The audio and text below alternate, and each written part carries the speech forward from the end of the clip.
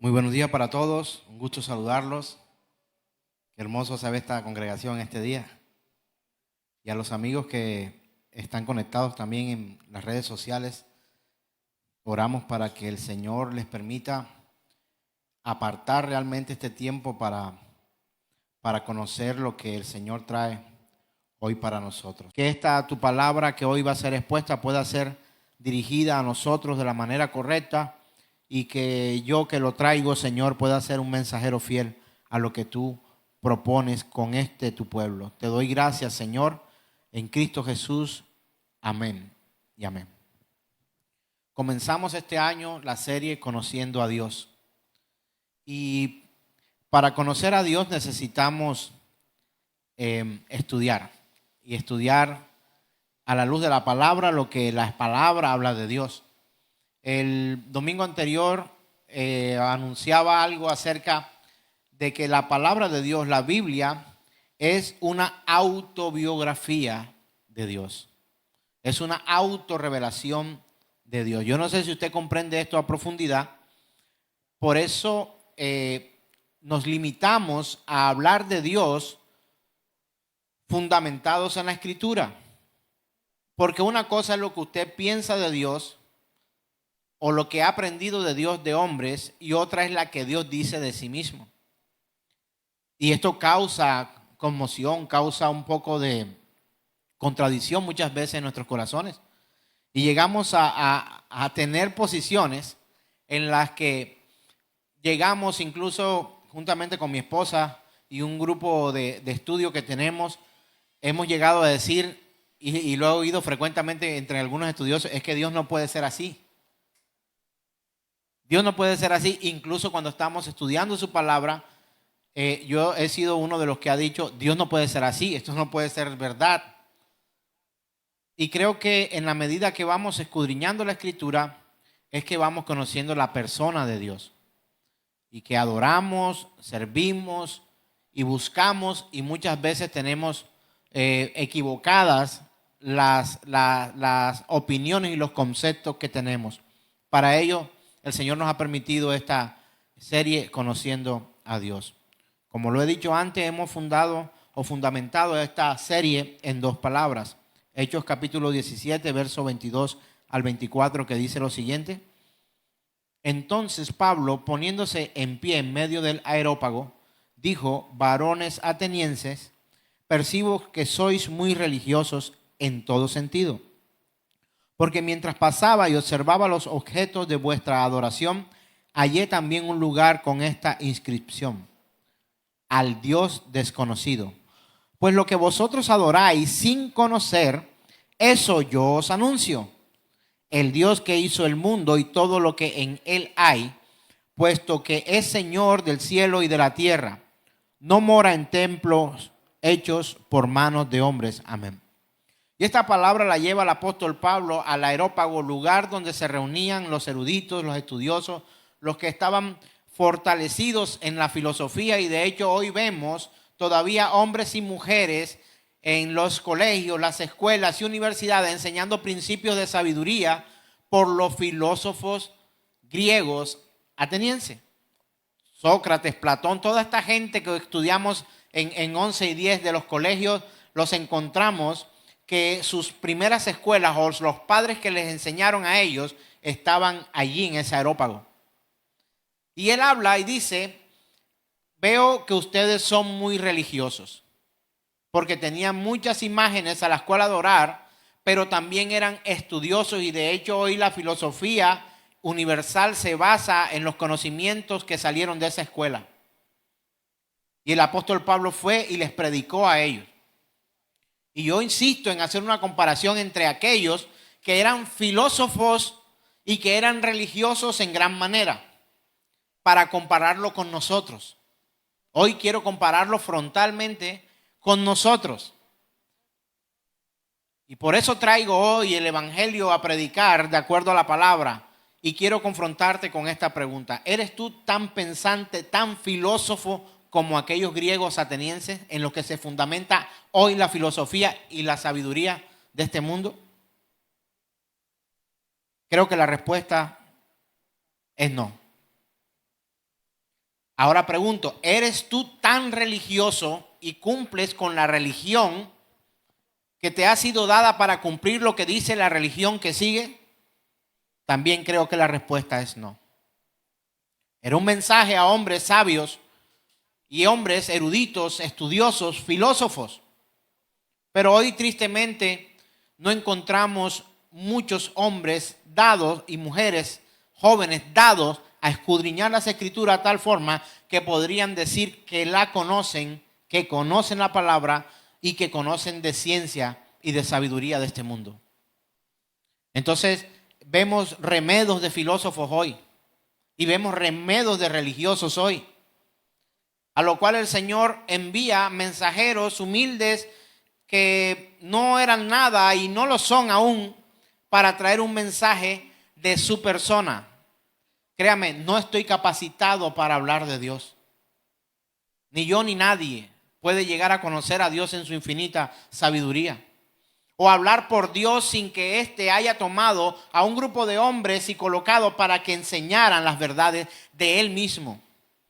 Pero hoy sí veo hombres que toman las escrituras para poder lograr sus propios bienes, sus fines, obtener ganancias deshonestas a través de lo que ellos llaman predicación del evangelio, pero solo se usa para obtener ganancias deshonestas, jugar con la fe de la gente y manipulación humana.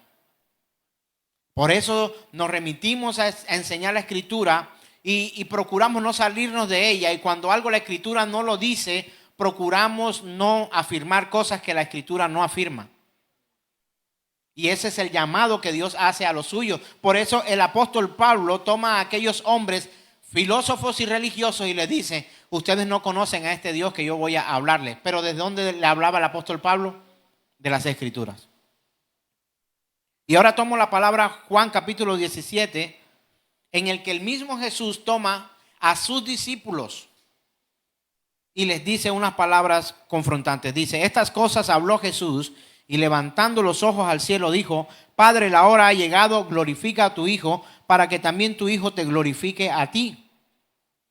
Como le has dado potestad sobre toda carne, para que dé vida a otros los que le diste. Y esta es la vida eterna. ¿Cuál es la vida eterna? Léalo conmigo, dicen en la palabra: que te conozcan a ti, el único Dios verdadero, y a Jesucristo, a quien has enviado. Y hemos divagado en cuál ha sido el propósito fundamental por el cual nuestro Señor Jesucristo vino a la tierra. ¿Y usted qué podría decirme? ¿Cuál es el propósito fundamental por el cual nuestro Señor Jesucristo vino a la tierra? Fuerte, por favor, quiero escucharle. Para hacer la voluntad de Dios, ¿qué dice por allá? Salvación. Si aquí leemos, el principal objetivo de nuestro Señor fue venir a dar a conocer a Dios. Luego lo demás. ¿De acuerdo? ¿Dónde lo dice? En la palabra. ¿Quién lo dice? El Señor Jesús. El principal objetivo de hoy de algunos predicadores es hablarte del éxito que tú puedes lograr en muchas esferas de tu vida, en tus negocios, en tu dinero, en tu empleo, cómo ser famoso, cómo ser adinerado, cómo ser próspero, etcétera, etcétera. Desde ahí se empieza a desvirtuar el propósito por el cual nuestro Señor Jesús vino a esta tierra. Pero hay uno más piadoso que ese. Hay uno mucho más piadoso que las cosas materiales que se obtienen a través de una predicación. Vamos a mirarlo de este punto de vista. Y es la salvación. ¿Es que el Señor vino a salvarnos? Sí, también. Pero el principal objetivo de nuestro Señor Jesús es y será dar a conocer a la persona de Dios. Y nosotros los evangélicos teníamos este concepto errado. ¿Cuál es la vida eterna? ¿Cuál es el propósito principal por el cual venir nuestro Señor? Venir a dar a conocer a la persona de Dios. Pregunto, ¿esta es una realidad hoy en medio de nuestra religión? Tristemente no, ¿verdad? Hay muchas cosas que se enseñan apartándonos de conocer a Dios. Mire, hermano y hermana, amigo y amiga que me escucha esta mañana. Si usted conoce al Señor o busca conocer a entender y conocer al Señor, ¿sabe qué va a ocurrir? Tu vida será diferente. ¿Por qué? Porque ya no vivirás bajo el concepto que el mundo hoy tiene de vida y de Dios, sino que empezarás a vivir conforme a tu comunión real con Dios, sabiendo lo que Él quiere, lo que Él pretende, lo que Él busca, y eso es bueno para ti y para mí. Entonces ese camino del Señor nos va a llevar a nosotros por esa senda angosta o ese camino angosto para entrar por una puerta estrecha. ¿Por qué? Porque el camino es ancho que lleva a perdición. Entonces, el principal objetivo por el cual, y quiero que esto lo escuche bien, el principal objetivo por el cual nuestro Señor Jesús murió, vivió, nació, vivió, murió y resucitó, el principal objetivo no fue salvación. Pero esto no cabe en nuestra mente, en nuestra cabeza hoy, porque veníamos años con este error de una u otra forma. El principal objetivo por el cual nuestro Señor vino fue a dar a conocer el nombre del Señor, la vida eterna. Y los que conocen al Señor y los que conocen lo que es la vida eterna y los que conocen sus principios y los que siguen al Señor van a alcanzar salvación. Nadie que no conozca a la persona de Cristo Jesús y que le busque en un sentido consciente de quién es Dios, nadie, escuche esto, alcanzará salvación. Nadie. Pastor, pero la misericordia, sí, la misericordia, pero también existe la justicia. También existe la soberanía. Y Él nos da a Jesús no para que lo tengamos montado en la sala de la casa o en la habitación crucificado, sino para que entendamos que a través de Él, de su persona, de su sacrificio, de conocerlo a Él, a Jesús, podemos conocer al Padre. Si no, no hay salvación. Quien no conoce, o lo voy a decir de esta manera, quien desconoce a Jesús no alcanza salvación. No es que yo soy salvo, ¿por qué? No, porque yo hice la oración de fe. ¿Dónde está la oración de fe escrita en la Escritura? Pedazos adaptados a una oración tradicional que nos llevan a nosotros. Sí, pero dice que reconozcamos, listo, vamos a hacerlo. Listo, pero cuando seguimos viviendo nuestra vida después de una oración como esa, ¿realmente conocemos a Dios? Usted hace esa oración y se le llena todo el chip de Dios en su cabeza, en su mente, en su corazón, en su alma, y usted actúa entonces como Cristo. Si no conocemos a Dios, no entendemos cuál es el camino que hay que andar para vivir como Dios manda. No es una oración la que nos salva, quien nos salva es Jesucristo.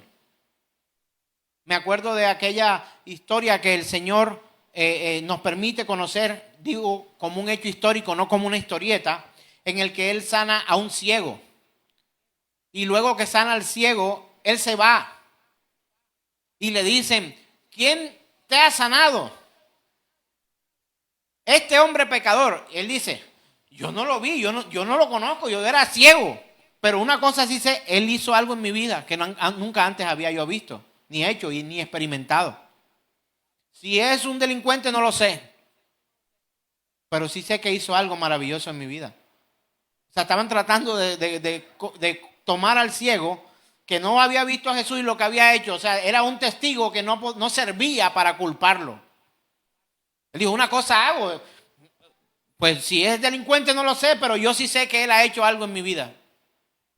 De la misma forma nosotros, yo no he visto al Señor, pues yo me lo imagino. Pero no lo he visto. Pero a través de la Escritura lo puedo conocer. Y es muy distinto y creo que es mucho mejor que solamente haberlo visto. Hay gente que se mata. Yo quiero ver al Señor y ese era yo uno de mis principios de mi vida cristiana. Quiero verte, quiero oírte, quiero verte, voz audible, quiero verte, quiero oírte, porque sentía que mi oración estaba dada al viento, al aire ahí. ¿Será que Dios sí está ahí, sí me escucha? Pero mejor que verlo y oírlo y adoptar un comportamiento como el de Pedro y el de Tomás, incrédulo y terco, prefiero tomar el ejemplo del que él dice, bienaventurados los que creen sin ver. Bienaventurados. Creen. ¿Y qué creen? Lo que la Escritura dice de él. Que conocen a Jesús a través de las Escrituras. Y hoy vamos a tomar este atributo que se llama la justicia de Dios. Que no se parece en nada a su justicia. Quiero leer con usted Génesis capítulo 18, verso 25. Dice la Escritura. Lejos de ti el hacer tal que hagas morir al justo con el impío, y que sea el justo tratado como el impío, nunca tal hagas. El juez de toda la tierra no ha de ser lo que es justo. Amén. Y esta palabra habla de justicia, habla de juicio, habla de justo, y todas ellas vienen de la misma raíz de la palabra justicia. ¿Quién es justo? ¿El hombre es justo? El hombre es culpable. Pero el hombre puede ser justificado. Y cuando es justificado, única y exclusivamente por el sacrificio de Cristo Jesús y su fe en Él, en su palabra. Acuérdense lo que dice Marcos capítulo 1, versos 13, 14 y 15, donde reducidamente le puedo decir esto que dice, el reino de los cielos se ha acercado.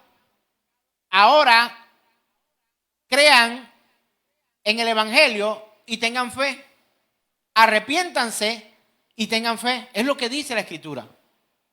Es la predicación del evangelio de la manera más simple y sencilla.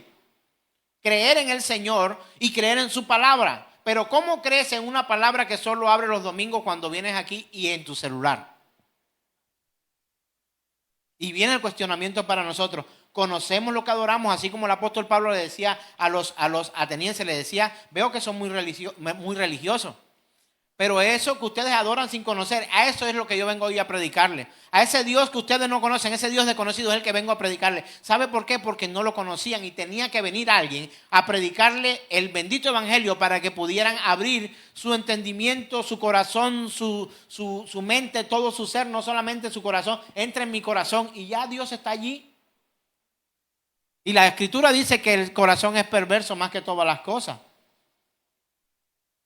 ¿Puede Dios habitar en un corazón perverso? Él puede, pero no quiere. ¿Se escapa a su vida pecadora de la omnipresencia de Dios? No, Él está allí también y te ve y me ve. Porque un atributo no anula el otro. Él dice, lejos de ti el hacer tal que hagas morir al justo con el impío. ¿Qué está diciendo la Escritura en Génesis? Hay una diferencia entre el justo y el impío. ¿Qué es impío? ¿Alguien podría decirme?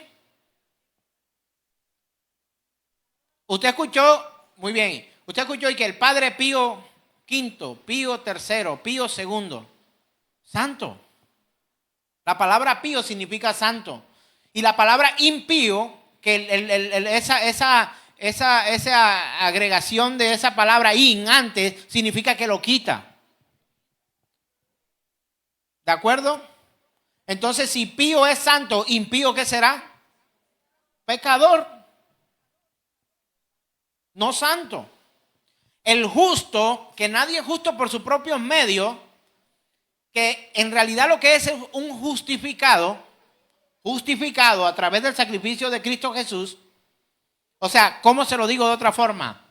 Cuando estemos en juicio delante de Dios, el Señor va a decir, tú sí, tú no, tú sí, tú no. Tú sí, tú no. Tú sí, tú no.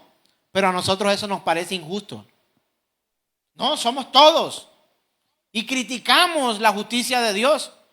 Pero no podemos criticar cuando Él ha tomado el trabajo de venir a darse a conocer a través de Cristo Jesús, dejarnos al Espíritu Santo, dejar como institución encargada de dar a conocer al Señor a su iglesia y a sus siervos. Entonces por ello usted tiene que tener cuidado de dónde va, a quién oye y qué le están predicando. ¿Es Generación de Fe la única congregación en la que se predica la verdad de Cristo? No puedo decir eso, como nos convertiríamos automáticamente en una secta.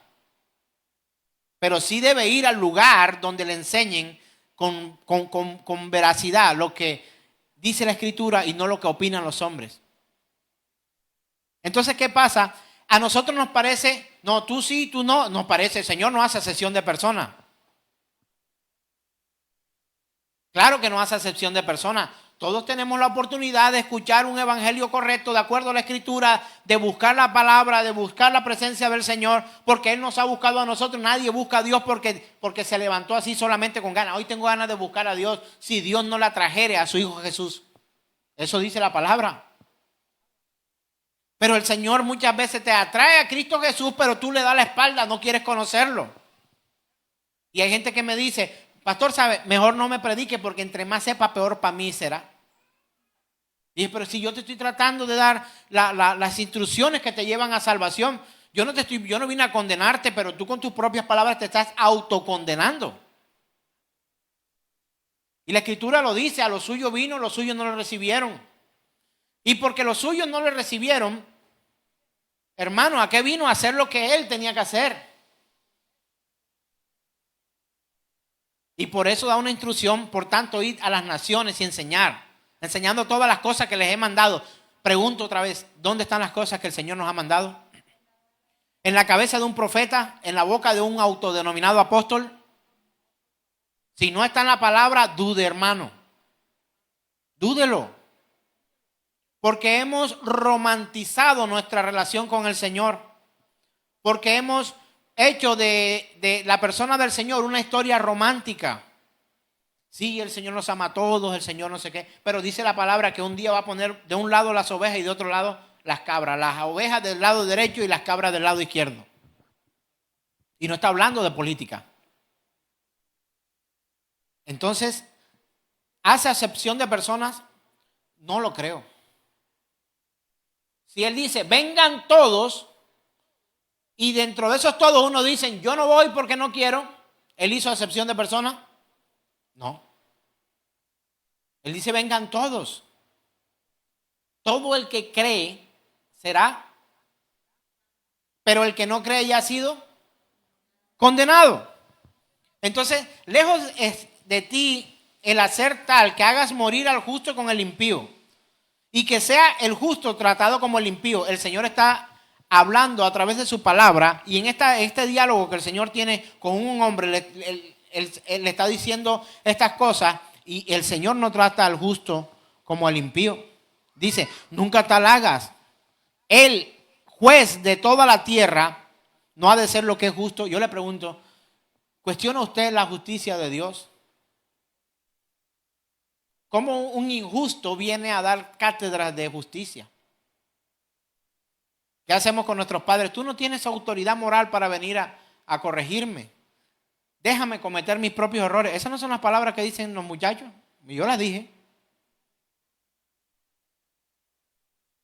Y está diciendo la palabra, no ha de hacer lo que es justo. Ahora leemos en Deuteronomio capítulo 10, verso 17. Porque Jehová vuestro Dios es Dios de dioses, de mayúscula y de minúscula. Dios de mayúscula, dioses de minúscula. Y Señor de señores, S mayúscula, S minúscula. Dice, Dios grande, poderoso y temible, que no hace acepción de personas ni toma cohecho. ¿Qué no entiende usted ahí? Si está realmente claro, pero de pronto hay palabras que no comprendemos. Dice la palabra, porque Jehová vuestro Dios es Dios de dioses y Señor de señores, grande, poderoso y temible, que no hace acepción de personas ni toma cohecho. Él es Dios. Sobre cualquier otro Dios que haya erigido un ateniense griego, valga la redundancia, o un colombiano cienaguero, o un lo que usted quiera, Cualquier Dios que se ponga al lado del Dios del que habla la Escritura es un Dios con D minúscula. Y realmente no es un Dios, la verdadera traducción es ídolo. Ídolo. Y no tenemos muchas veces un Dios, sino un ídolo en nuestra mente, fabricado con nuestra propia imaginación y no con el fundamento de la palabra. Creamos ídolos en nuestra mente. ¿Cómo debe ser Dios? Él tiene que ser bueno, bondadoso, Él tiene que ayudarme, Él tiene que proveerme, Él tiene que darme todo. Pero lejos de ti corregirme. El Dios verdadero corrige, disciplina al que ama, dice la palabra, ¿verdad? Así que dice la Escritura, no dice, Él a todos sus hijos los pechicha como un abuelo. El Señor no tiene nietos. El Señor tiene hijos, a los cuales corrige. ¿Está mal que los padres no corrijan a los hijos? Pregunto a los que son padres y madres acá. ¿María José corrige a Victoria? ¿La corrige o no la corrige? ¿Por qué la corrige? Porque la ama. La Escritura dice que el Señor corrige a sus hijos porque nos ama. Y porque no nos puede permitir a nosotros que su nombre sea blasfemado en medio de otros. A través de la corrección muchos de nosotros hemos llegado al Señor. A través de muchas pruebas, antes, dificultades, momentos de crisis, el amor del Señor nos ha llevado a Él. Y Él nos ha corregido para que alcancemos salvación. Dice la Escritura, porque Jehová vuestro Dios es Dios de dioses, Señor de señores, grande, poderoso y temible, que no hace acepción de personas, que no, Él da a todos la oportunidad de que vengamos y escoge, porque también es soberano. Pero dice ahí, ni toma cohecho. De pronto este término cohecho no lo conoce muy bien. ¿Sabe qué es cohecho? Es un término jurídico que significa coima, soborno. Coima o soborno. Voy a mostrarle acá la definición textual de lo que dice la definición de cohecho. El cohecho es un delito que se traduce en una infracción contra gestión administrativa por parte de un funcionario, al dejarse llevar por móviles ajenos a su misión pública en provecho propio o de tercero. Eso es cohecho. Se lo digo de otra manera. El cohecho, o también conocido como soborno, coima o mordida, en el ámbito del derecho es un delito que consiste en sobornar a una autoridad o funcionario público mediante el ofrecimiento de una dádiva a cambio de realizar u omitir un acto inherente a su cargo. La mermelada. Entonces, cuando dice la Escritura que Dios no hace acepción de personas ni toma cohecho, ¿dónde quedan aquellos que predican que dando plata recibimos milagros? ¿Dónde quedan aquellos que dicen que si tú ayunas, incluso si oras, la voluntad de Dios se va a cambiar? ¿Dónde quedan aquellos que se la pasan y que profetizando cosas que no están en la Escritura, diciendo yo decreto, yo declaro, yo remacho, yo apachá, yo lo que sea, y que no es una cuestión que tú puedas tomar la voluntad de Dios y moverla a tu antojo? ¿Dónde quedan, hermanos? Si la Escritura dice que no toma cohecho. Él no recibe soborno. Y darle a Dios algo para que Él haga algo, manito lindo, si hágalo con un policía que sea honesto y busque si usted no se mete en problemas. Hágalo con un juez, justicia, estamos hablando del juez justo, del Dios justo, de lo que la Escritura dice del atributo de Dios de justicia. Hágalo con alguien que sea justo y ofrézcale dinero o algo para que actúe en favor suyo para ver cómo le va. ¿Cómo le va? Si dice delito, va a la cárcel. Pero no conocemos esa faceta de Dios. Creemos que a través de nuestras dádivas es que yo fui hoy a la iglesia, el Señor tiene que responderme. Es que yo oro y si yo oro a mí no tiene nada malo por qué pasarme. ¿Quién dijo que eso está en la Escritura? De hecho, la Escritura dice todo lo contrario. A través de muchas pruebas y tribulaciones os es necesario heredar el reino de los cielos. Pero también dice, yo estaré con vosotros todos los días hasta el fin del mundo. Y también dice, en el mundo tendrán aflicción, pero no teman porque yo he vencido al mundo. Eso sí lo podemos predicar con ahínco, con fuerza y con verdad. Pero nunca jamás esté en nuestra boca el predicar que si tú haces algo, la voluntad de Dios será cambiada.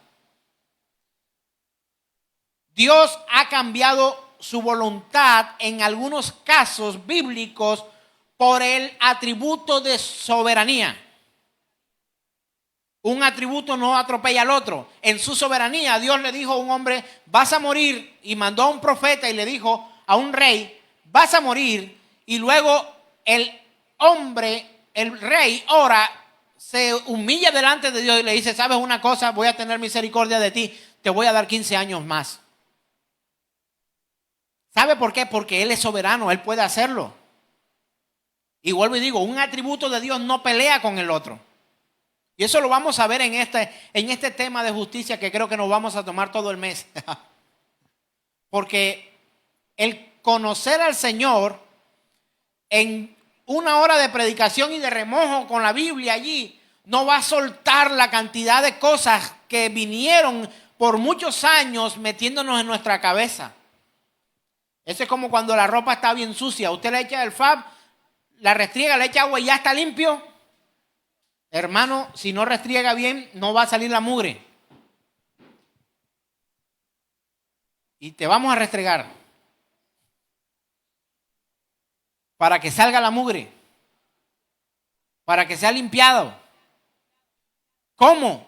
Mire, Mark Twain es un pensador, escritor al que le sigo algunos de sus escritos. No es meramente religioso para que lo sepa. Pero Mark Twain dice, es más fácil engañar a una persona que convencerla de que ha sido engañado. Eso no es Biblia, eso lo dice Mark Twain. Es más fácil engañar a alguien que convencerlo de que ha sido engañado. Dígame usted si eso no es una verdad humana, es una verdad humana, no bíblica. Mire, a mí me queda más fácil engañarlo a usted que enseñarle la verdad de la Escritura. ¿Sabe? Porque usted allá donde está cavilando en su corazón. No, pero yo leo en la Biblia esto. Ay, que no sé qué. Es que la tradición nos ha mostrado ciertas cosas a las cuales no queremos renunciar. No queremos renunciar a nuestra tradición. Y dice la palabra en el Salmo 92:15 dice, perdón, me equivoqué. Salmo 19:9. Muy bien. El temor de Jehová es limpio, que permanece para siempre. Los juicios de Jehová son ¿qué? Todos justos. Mire, yo le hago una pregunta a usted. ¿Usted no ha escuchado a alguien o no será usted lo que ha dicho? Si Dios existe, ¿por qué hay tanta injusticia en este mundo? Eso abunda por doquier. La justicia de Dios no ha cambiado. Los hombres hacen injusticia. Dios sigue siendo justo. No es que el problema no es Dios. El problema son los hombres. ¿Quién es el que viola? ¿Es una injusticia violar a una niña? Por supuesto que es una injusticia. Es un pecado terrible. Pero es culpa de Dios. Es culpa del torcido corazón del hombre que hace injusticia, que su corazón tiende al mal. ¿Robar es justo? No es justo. Pero el hombre es quien roba, no es Dios el que roba. Y queremos culpar a Dios de las injusticias de los hombres. Y queremos culpar a Dios de nuestra ignorancia hacia su persona. Es que si tú quieres, Señor, dígame si usted no, yo lo he pensado de pronto y se me ha cruzado por mi mente, mi torcido corazón y mi torcida mente. Yo quisiera acostarme a dormir y cuando me levante flaco. Yo quisiera acostarme a dormir y cuando me levante esté hablando inglés. Yo quisiera ponerme un libro aquí de filosofía o la Biblia y que ¿cómo es que dicen? Por ósmosis. No saben ni qué es ósmosis. Y ponerse el libro en la cabeza y según por ósmosis, que no es eso, se lo ponen en la cabeza y que toda la palabra de Dios venga y cubra todo mi ser y que yo hable solo palabra de Dios. Y sale uno cantando y danzando como los angelitos. Hermano, tienes que sentarte a estudiar la escritura, no tienes otra. Y lo que Dios te dio para conocerlo no fue una película, no fue a este servidor. También usa pero tiene que sentarse a leer la escritura. Lo que si no te gusta, ¿a cuántos no le gusta leer? Seamos honestos. A mí no me gusta leer, la verdad. Voy a confesarme acá. No me gustaba leer. Todos son lectores. Qué bueno, los felicito. Puro Rafael Pombo, dicen por acá. Miguel de Cervantes Saavedra. Uy, Dios mío, estoy frente a una universidad de lectores. Como no nos gusta leer, nos gusta oír. No, pero ponlo ahí, yo lo oigo. De hecho, creo que hay algunos conectados a esta hora. No, yo estoy oyendo, pero leer pocón. A mí me gusta leer y ver, así, audiovisual. No, pero como todo avanza, mira, lo que Dios te dio para conocerle fue un libro. Fue un libro. Que lo tengas digital como tú quieras, pero es un libro.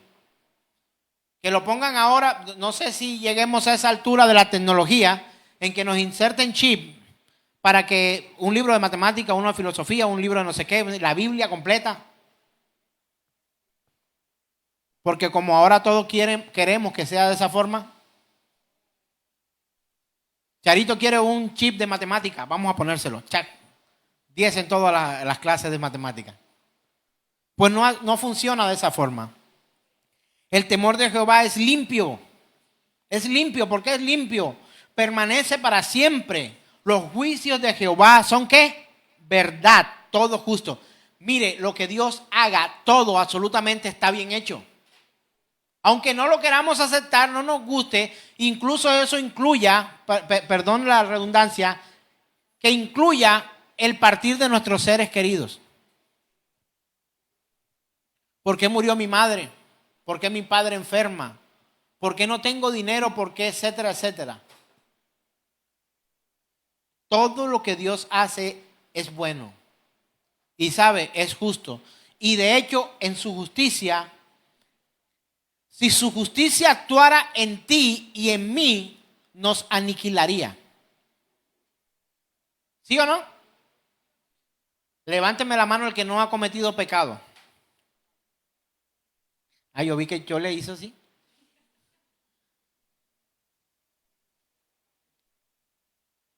Quien no ha cometido pecado es santo, es justo. Pero todos los que hemos cometido pecado, en Romanos dice, porque la paga del pecado es ¿qué? Muerte. Mas la dádiva de Dios es ¿qué? Vida eterna en Cristo Jesús, Señor nuestro. Hermano mío, todos hemos sido injustos. La escritura dice, justo no hay ni uno. Pero sí hay conmigo muchos justificados. Por el sacrificio de un justo, vengo a yo a ser justo por el milagro de la justificación, que tiene que ver con la justicia de Dios.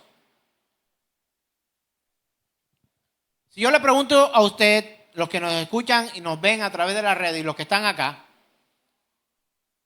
¿el Señor ha perdonado todos tus pecados? ¿Sí o no?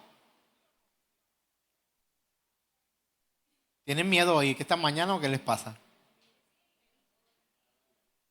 ¿Están dudando? Le voy a decir que sí, ha perdonado a los que creen en Cristo Jesús y a los que han sido lavados por su sangre, los que tienen esa fe en el Señor Jesús, pero le voy a decir cómo ocurrió esto en breves palabras. Sus pecados han sido perdonados, pero no han sido pasados por alto. Sus pecados no han sido pasados por alto porque sus pecados fueron cometidos, pero alguien pagó para que tú fueras justificado. Por ello, no fueron pasados por alto, sino trasladada la culpa a alguien para que pagara por tus pecados y mis pecados. Si usted no entiende esto, usted nunca será perdonado. Porque su fe no estará fundada en que alguien pagó por sus pecados y por ello alcanzó usted salvación y vida eterna en Cristo Jesús. Porque es que tú no puedes ser salvo por tus propios medios. Tú necesitas que alguien te salve, que alguien te arranque del infierno al cual tienes un destino escrito si no vienes a Cristo. Y sabe una cosa, es justo, porque el alma que pecare, ¿esta qué? Morirá.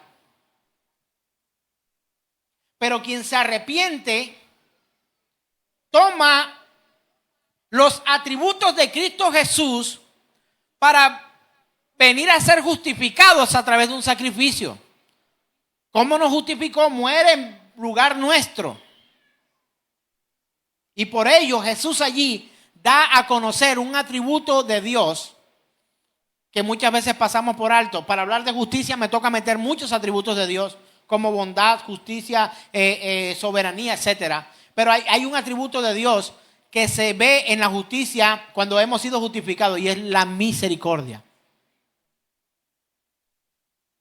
En aquellas palabras se encuentra el secreto de la misericordia de Dios para no ser consumidos. Cuando el Señor dice: Padre, perdónalos porque no saben lo que hacen. Pero dada la escritura, dada la palabra, dado Cristo Jesús, dado el evangelio, entonces ¿hacia dónde corres? ¿Cómo te autojustificas, querido hermano y amigo? ¿Cómo te autojustificas para decir que eres justo delante de Dios si no apelas a la bondad y la misericordia de Cristo Jesús? La justicia de Dios te calcinará. Porque quien no se arrepiente de sus pecados tiene un lugar preparado. No un lugar preparado para el hombre, porque el Señor quiere que todos procedan al arrepentimiento. El lugar preparado para Satanás y sus demonios, el infierno. Ay, pastor, no hable de eso en la iglesia. Eso, si no se habla en la iglesia, ¿dónde vamos a hablar de infierno y de cielo? No toma cohecho, dice la Escritura. El temor de él es limpio, permanece para siempre, y los juicios son verdad, todos justos. Salmo 92:15 dice: para anunciar que Jehová, mi fortaleza, es recto, y que en él no hay injusticia. Yo le hablé de la partícula in, ¿verdad? In quita. En pone. Por eso te dice, le cayó en gracia, pone. Estamos en Cristo Jesús, o sea, estamos puestos en el Señor. Pero in quita, dice, en él no hay injusticia. O sea, él no es injusto. Él es plena, absoluta, extremada e infinitamente justo.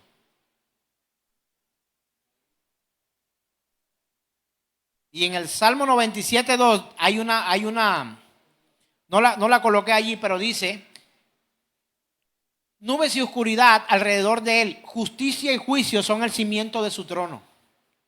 Aún en medio de las nubes y la oscuridad, la justicia de Dios permanece, mis queridos hermanos.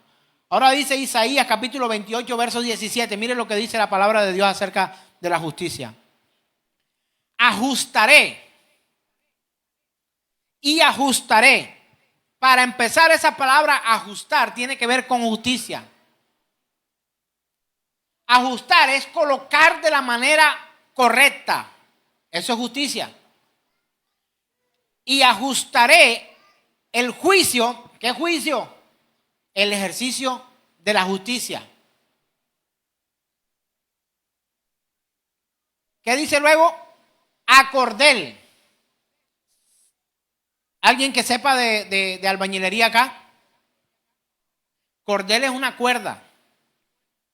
Porque está utilizando lo que algunos de otros pensamientos llaman al Señor como el arquitecto del universo. El Señor utiliza algunos elementos o herramientas para darnos a conocer, y en este caso utiliza herramientas utilizadas en la construcción. Mira lo que dice: y ajustaré el juicio a cordel y a nivel la justicia. Nivel, el nivel con que ponen para que la pared no quede torcida, ese nivel, para que no quede torcido, para que sea justo. Cuando algo queda torcido, pueden meter la nevera por donde tenía que meter. La nevera tiene tanto por tanto. Vamos a hacer algo para que quede justo, ¿no? Decimos. Y pasa la nevera si está nivelado, porque si usted tiene el nivel mal y la nevera tiene 1,90 y usted tiene 1,90 aquí, pero aquí tiene 1,89, le queda así y no pasa. Por eso entienda bien lo que dice la Escritura. Dice: y ajustaré, tiene que ver con justicia, el juicio a cordel y a nivel, y granizo barrerá el refugio de la mentira. Mire eso. Y aguas arrollarán el escondrijo. Aguas arrollarán el escondrijo. Hermanos, hay una medida dada por Dios. Hay una medida dada por Dios. Y no solamente para el universo y el cosmos, sino para nosotros. Cuando Él dice estrecho es el camino que lleva a salvación, hermano, es estrecho. Si usted se sale, si le dice, mira, ¿cómo dice la Escritura? No te apartes ni a la derecha ni a la izquierda. No te apartes ni a izquierda, ni a diestra ni a siniestra. Porque como te salgas de ahí, vas por el camino equivocado. Mira el que está a su lado y mire para ver si tiene la cara de ir por el camino derecho. Ay, ay, ay. Y mira ahora hacia atrás para ver. Ahora mira hacia arriba. ¿Será que yo voy por el camino correcto? ¿O voy por el camino equivocado?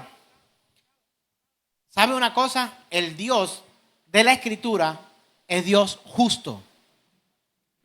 Es Dios justo. Entonces dice la palabra del Señor: ajustaré el juicio a cordel y a nivel la justicia, y el granizo barrerá el refugio de la mentira, y aguas arrollarán el escondrijo. O sea, Él va a sacar de los escondederos, Él va a sacar de las oscuridades, de las nubes oscuras, de la penumbra, toda la verdad, para mostrar que Él es juez justo y que usted y yo, si no nos arrepentimos, seremos hallados injustos, y los injustos no entrarán en el reino de los cielos.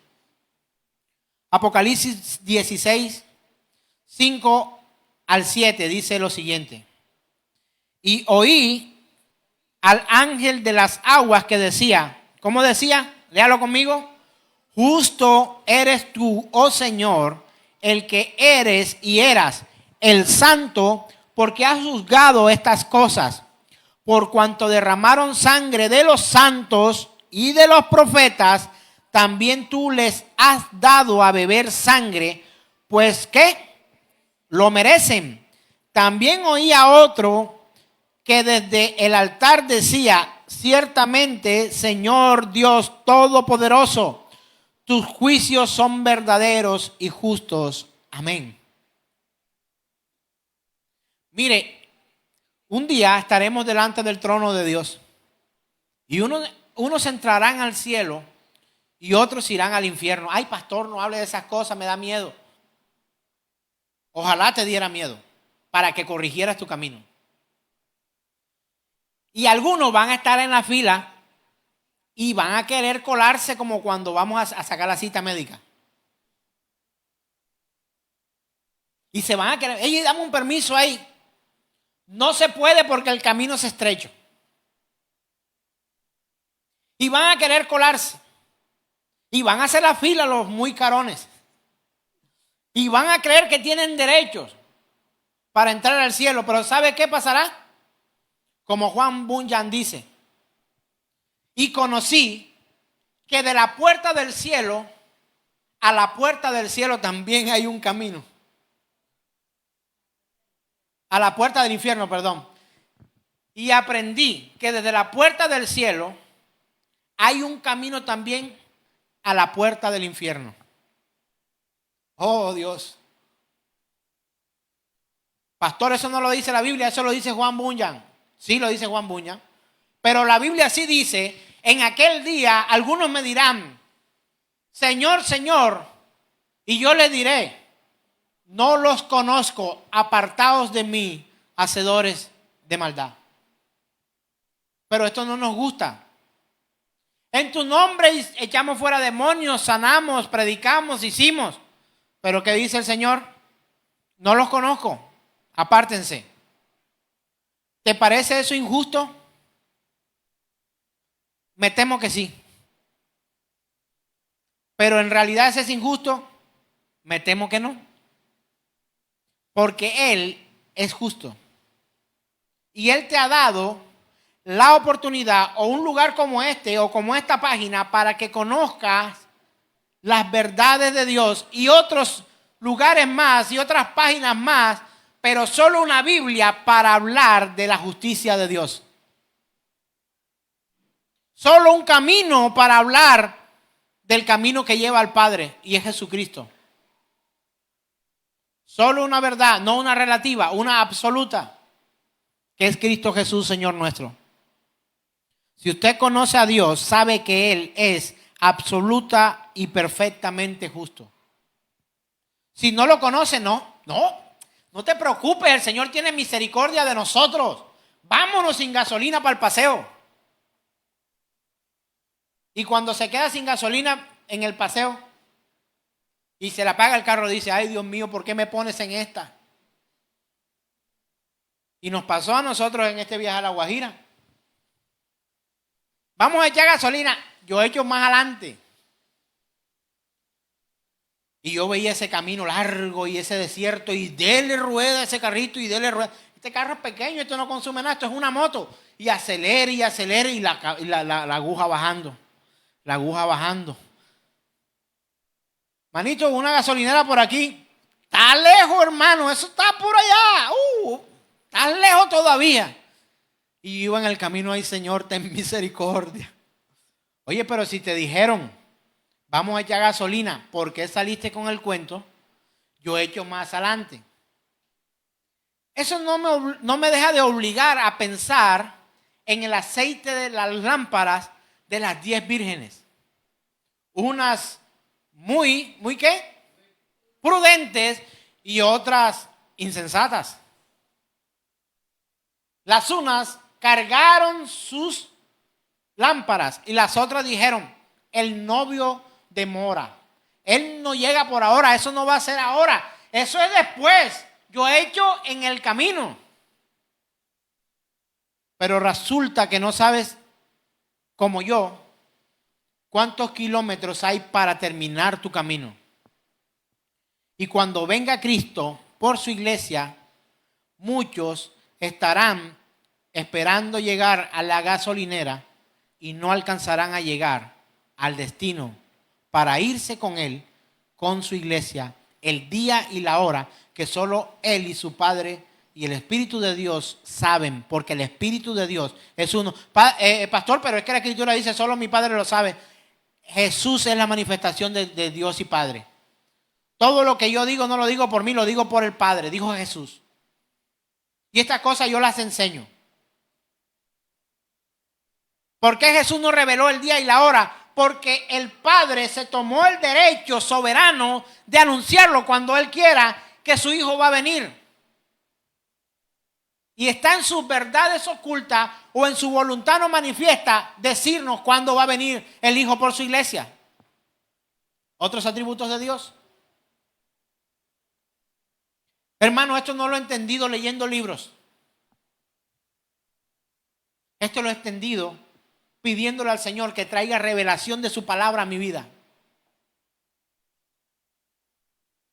He tomado libros para poder predicar de la manera correcta esto. Por supuesto, libros como de A.W. Pink, como A.W. Tozer, como de Juan Bunyan, como de muchos hombres que han tenido comunión con Dios para poder explicar de manera más, no sé, quizás más cotidiana, y a veces no tan cotidiana, porque estos escritores a veces tienen cosas que yo ni siquiera comprendo, pero única y exclusivamente la revelación del Espíritu de Dios puede llegar a la vida de un hombre, una mujer, de un joven, de un niño, para poder comprender las verdades de la palabra de Dios. Porque la verdad de Dios no está en ningún libro que no sea la Biblia. Hombres serios han tomado esas verdades para darlas a conocer a otros en otro tipo de lenguaje. Pero la verdad no proviene de ningún escritor famoso. La verdad proviene de Dios. Él es la verdad. Él es verdad. Primero tenemos que definir el término de lo que es justicia para conocer, para entender, para mirar si realmente estamos hablando de lo mismo cuando hablamos de la justicia de Dios en la Escritura. Definición de la Real Academia Española con el término de justicia. Allí lo encontramos en nuestra pantalla. Atentos allí, por favor. Según la RAE o la Real Academia de la Lengua Española, dice que la justicia es principio moral que lleva a determinar que todos deben vivir honestamente. Esa es la definición del término justicia. Principio moral que lleva a determinar que todos deben vivir honestamente. Y Wikipedia, la que nos gusta, dice virtud cuya práctica establece que se ha de dar al prójimo lo que es debido, con equidad respecto a los individuos y al bien común. Esas son las dos definiciones de justicia. Y Dios las cumple. ¿Cómo no? Pregunto ahora, ¿tú cumples estas dos definiciones para hacerte llamar justo? ¿Tú tienes principios morales que te llevan a determinar que otros puedan decir de ti que vives honestamente? ¿O se espicha la llanta por allí? ¿Puedes llamarte justo sin Cristo?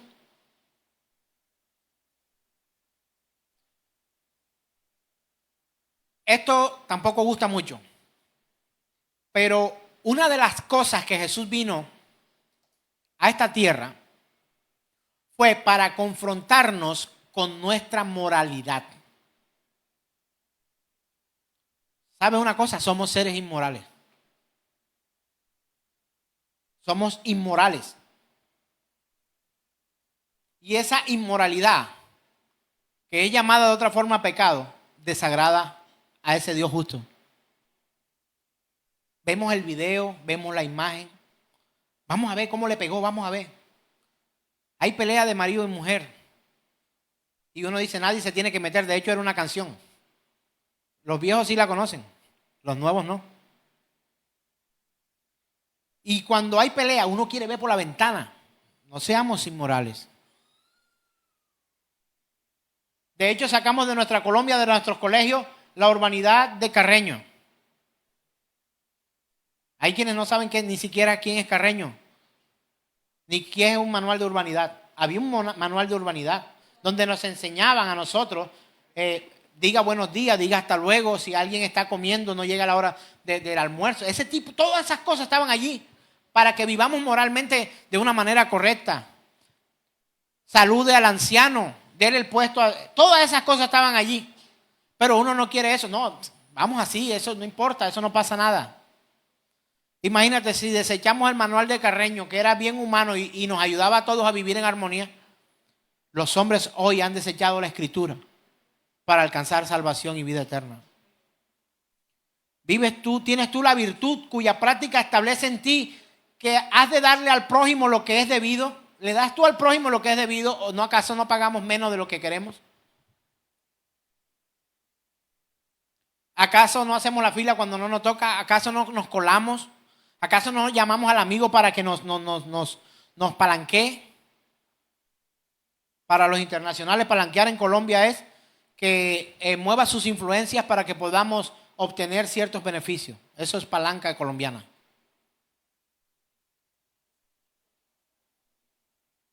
Y mirando cuidadosamente en las Escrituras, encontramos que la justicia es indistinguible del juicio. Juicio y justicia se nombran, se mencionan muchas veces y no sabemos muchas veces cuándo es justicia y cuándo es juicio. Se nos ha dado el Espíritu Santo para que nos convenza de tres cosas: pecado, juicio y justicia. Y a veces son indistinguibles. No sabemos cuándo es juicio y cuándo es justicia. Pero Dios sí, porque Él es infinitamente justo. Y quiero terminar diciéndote esta mañana, esto es solamente el fundamento para tratar lo que viene, que es la misma raíz con variaciones según la parte de la expresión que se use, justicia y juicio, pero justicia y juicio significan integridad y honradez. Integridad y honradez. Vamos a leer Salmo 89, 14, que dice: justicia y juicio son el cimiento de tu trono. Misericordia y verdad van delante de tu rostro. Justicia y juicio son el cimiento de tu trono. Misericordia y verdad van delante de tu rostro. Decir que justicia y juicio son el cimiento del trono de Dios es como decir que para construir esta casa tuvimos que meter unas columnas, reforzarlas con hierro, meterle hormigón, meterle concreto puro para que pueda sostener todo el peso que queríamos meterle a esta casa. El trono del Señor se soporta bajo los cimientos de justicia y de juicio. Si usted alcanza a entender esto esta mañana, comprenderá que Dios nunca será injusto, aunque no te guste. Mis hermanos, sé que no es fácil comprender esto, entender esto, y mucho menos aceptarlo. Porque hemos creado un Dios a nuestra medida mentalmente y queremos que Dios actúe como nosotros pensamos que Dios debe actuar. Pero tal cosa es imposible primeramente y segundo sería un desastre. Él es soberano. Y su justicia, dice, permanece para siempre. Decir que Dios es justo o que la justicia de Dios es un hecho es decir que hay integridad y rectitud en Dios. Y quiero que hoy, en este momento, analicemos, no sé, como por un minuto de silencio, si nosotros actuamos justamente. O si habíamos visto que Dios es injusto porque no hacía ciertas cosas.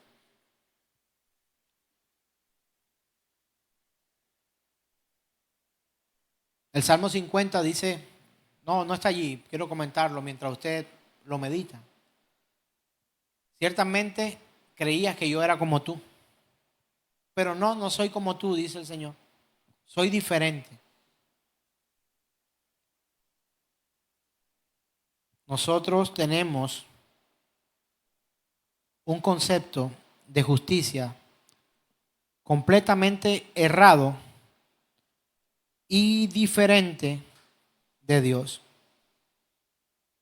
Usted encuentra esa palabra en el Salmo 50, 21, donde dice, ciertamente pensabas que yo era como tú.